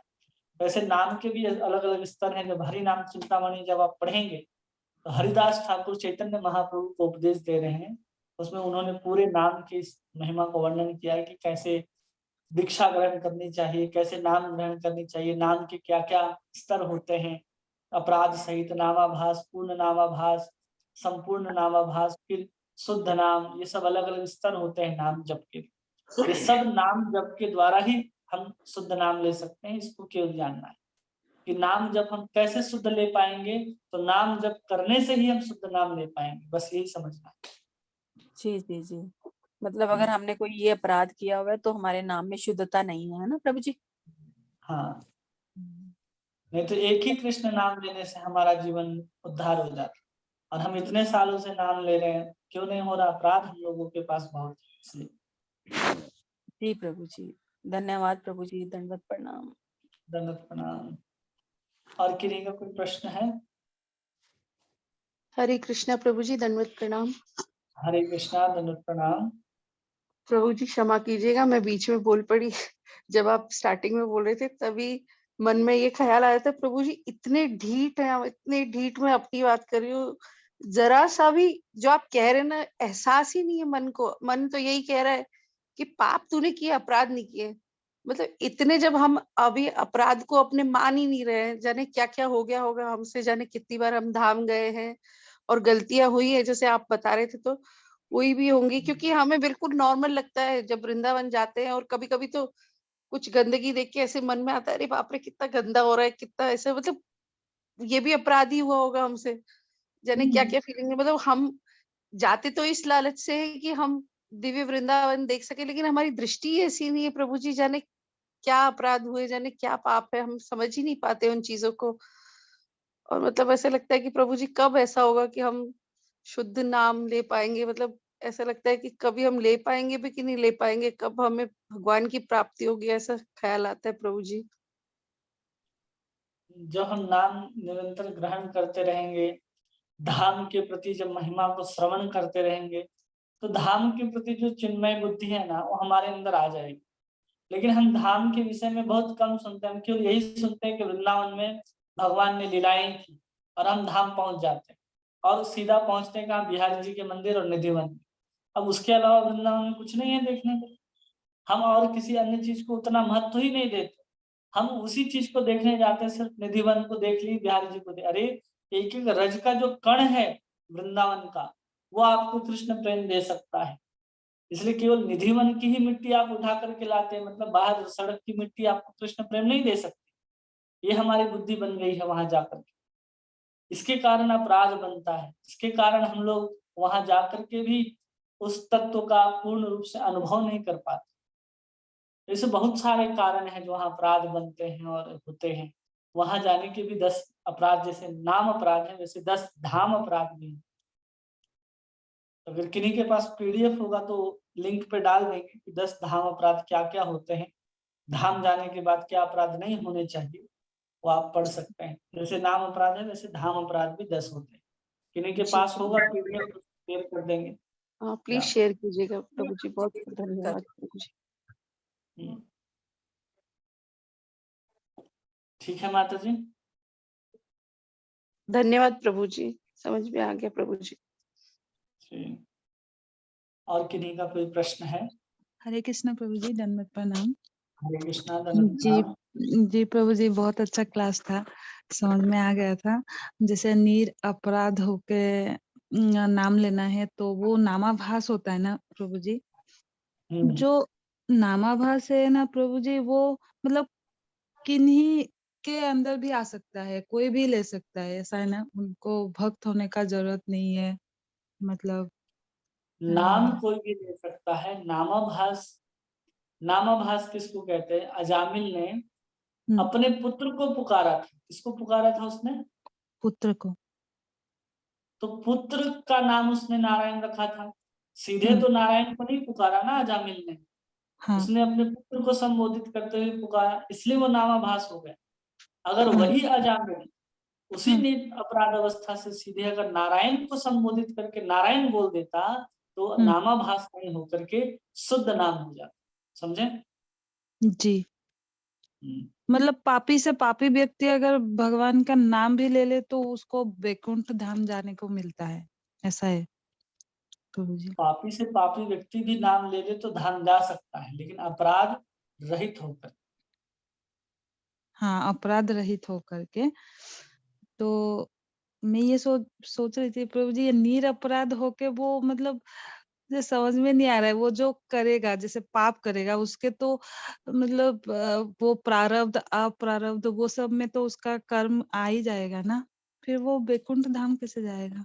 अरे एक बार कृष्ण नाम बोलेंगे ना, हम हाँ। करोड़ों जन्म तक पाप जो किए हैं वो सब समाप्त हो जाता है।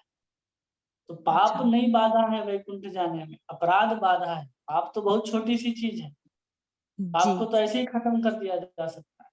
इसलिए तो पाप अपराध अजामिल को ने अलग अलग समझिए। इसलिए हमने हाँ, पहले ही पाप और अपराध को बहुत विस्तार से समझाया है। जी प्रभु जी। पाप सीधा सीधा वो है जिसका शास्त्र में उल्लिखित है और उसके प्रायश्चित भी शास्त्र में दिए गए हैं, वो सब पाप हैं। लेकिन जिसका प्रायश्चित शास्त्र में भी नहीं दिया गया है वो सब अपराध। ठीक है जी, तो नारायण नाम तो वो बेटे का लिया था ना, भगवान का नहीं लिया था, मतलब नाम होने से ही हो जाएगा, मतलब भाव उसका जो भी हो, बेटा ऐसा का है। नाम लेने से वो नामाभास हो गया। हम्म। कैसा भी आप नामाभास नाम लिखा हुआ दरवाजे पे नाम लिखा होता है ना, किसी के घर में जाओ तो सीताराम राधे राधे हरे कृष्ण ऐसा लिखा होता है, देखें? जी। उसको आप पढ़िएगा ना, हम्म। या आप उच्चारण भी नहीं कीजिएगा तो भी आप भगवत धाम जा सकते हैं, अगर आपकी मृत्यु उस समय होनी है। केवल उसको अच्छा। देखने मात्र से, बोलना तो छोड़ दीजिए, देखने मात्र से नाम को आप भगवत धाम जा सकते, इतनी महिमा है नाम की।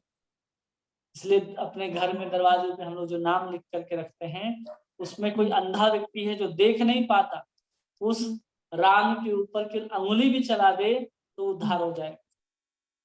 इतना नाम की महिमा है। तो उसमें कैसे भी नाम ले, अपने बेटे को पुकार के नाम ले या कैसे भी नाम ले, मतलब स्तोभन हेलन हेलन हेलन एवचा। छठे स्कंद में कहते हैं कोई स्खलेति पतेति, कोई अगर गिरते हुए नाम लेता है, किसी को जमाई उबासी आती है तो राम बोलता है, कोई फिसल रहा है तो अचानक हाँ कृष्ण हाँ राम निकल जाता है, तो भी उसको बोलते हैं करोड़ों जन्म के उसके पाप जो है नष्ट हो जाते हैं। लेकिन हम लोग क्या बोलते हैं? हाँ बाप हाँ माँ, यही सब चिल्लाते हैं। उससे हमारा पाप नष्ट नहीं होगा, उसमें भी राम और कृष्ण निकलना चाहिए, तब हमारे पाप नष्ट होते हैं। कैसे भी नाम लो, नाम हमारा उद्धार करेगा ही करेगा। अगर अपराध हो गया तो उसको वो जो बोले 9 स्टेजेस है उसको पार करना पड़ेगा। श्रद्धा, हाँ, साधु उसके शरण, बाद भजन क्रिया। अच्छा, ठीक है प्रभु जी, बहुत अच्छा। धीरे धीरे भजन अच्छा होगा शायद, जितने मतलब इतना अच्छा से आप समझा रहे हैं एक एक शब्द को। धन्यवाद प्रभु जी। हरे कृष्णा। और किन्हीं का कोई प्रश्न? हरे कृष्ण प्रभु जी, दंडवत प्रणाम। हरे कृष्णा, दंडवत प्रणाम। प्रभु जी, जो सात्विक भाव के मतलब अब बोले थे, सात्विक भाव जो 9 लक्षण है, तो उसका मतलब अर्थ और एक बार बोल दीजिए ना प्रभु जी। जैसे शांति का आपने शांति बोला, फिर अर्थ व्याकुल, आक्षेप सात्विक वात्सल्य जो भाव बोला था, वो सात्विक भाव नहीं है, जिसके अंदर भक्ति का। भाव भक्ति प्रकट हो गया, उस अच्छा। भाव भक्ति के वो स्थायी लक्षण, जिसको हम लोग शांति, असमुत्कंठा, आशाबंध और नाम गाने सदा रुचि, वैकुंठ वृंदावन वास, ये जो सब लक्षण है स्थायी लक्षण है, जो भाव भक्ति के बाद प्रकट होते हैं। भक्ति रसामृत सिंधु के शायद 17वें अध्याय में इसका वर्णन है, 17वें 18वें अध्याय में आप इसको पढ़ सकते हैं। वहां डिटेल से प्रभुपाद जी ने इसको समझाया। अच्छा अच्छा, ठीक है प्रभु जी। ठीक हरे है। कृष्ण। क्योंकि हम लोग भाव भक्ति में जब पहुंचेंगे ना, तो हम लोग फिर से उसको विस्तार से पढ़ने ही वाले। अच्छा प्रभु जी। हाँ, क्योंकि हम लोग भाव प्रेम पूरे सीढ़ी तक जाएंगे ना। तो आज प्रभु जी, अगर खत्म हो हृदय, जाता, हाँ हाँ प्रभु जी, हृदय, हृदय जो द्रवित होगा बोल रहे, तो प्रभु जी वो मतलब कैसे होगा? वो मतलब क्या फीलिंग्स होगा उस टाइम में? कैसा फीलिंग्स होता है? मतलब कैसा फीलिंग हृदय में होता क्या है? दर्द होगा या क्या होगा? मतलब क्या होगा वो भी? हृदय पिघलने का मतलब होता है, जैसे किस कोई पिता है अपनी पुत्री का जब विवाह के बाद विदाई करता है, हाँ। तो क्यों रोता है? अच्छा। तो उस समय क्या ऐसा उसके हृदय के अंदर, मन के अंदर ऐसा क्या भाव आता है कि वो रोने लग जाता है? अच्छा, वो समझ, फीलिंग्स उस मतलब। समय हृदय की क्या हाँ। दशा होगी, उसको कहते हैं हृदय को पिघलना। उस वैसी दशा हो जाती है कृष्ण नाम लेने से। उसमें तो हम सांसारिक हाँ। उदाहरण दिए ना कि ऐसी दशा होगी, हम्म। ऐसा आप अनुभव कर सकते हैं। तो एक सांसारिक उदाहरण है जिसके द्वारा आप समझ सकते हैं। हाँ प्रभु जी, हम्म। ठीक है प्रभु जी, धन्यवाद, समझ गए। और किन्हीं का कोई प्रश्न? संगीता माता जी, वरुण माता जी, अवधेश प्रभु जी, दिशा माता जी, अंजलि माता जी, एन उपाध्याय प्रभु जी। हरे कृष्ण प्रभु जी, प्रणाम। हरे कृष्णा, प्रणाम प्रभु जी। बहुत अच्छे से समझ में आया प्रभु जी, जय बहुत अच्छे से समझ में आया, क्लियर आवाज भी आई, अच्छे समझ में आया। जय।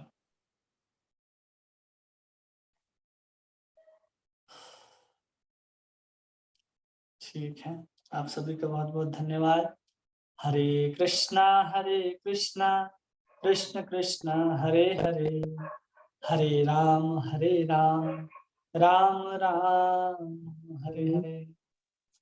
हरे कृष्णा। आप सभी भक्तों का बहुत बहुत धन्यवाद। दंडवत हरे प्रणाम कृष्ण प्रभु जी। प्रभु जी। प्रभु जी, हरे कृष्णा। दंडवत प्रणाम प्रभु जी। हरे कृष्णा। हरे कृष्णा, दंडवत प्रणाम। हरे कृष्णा प्रभु जी, दंडवत प्रणाम। हरे कृष्णा, दंडवत प्रणाम। हरे कृष्णा, प्रणाम प्रभु जी।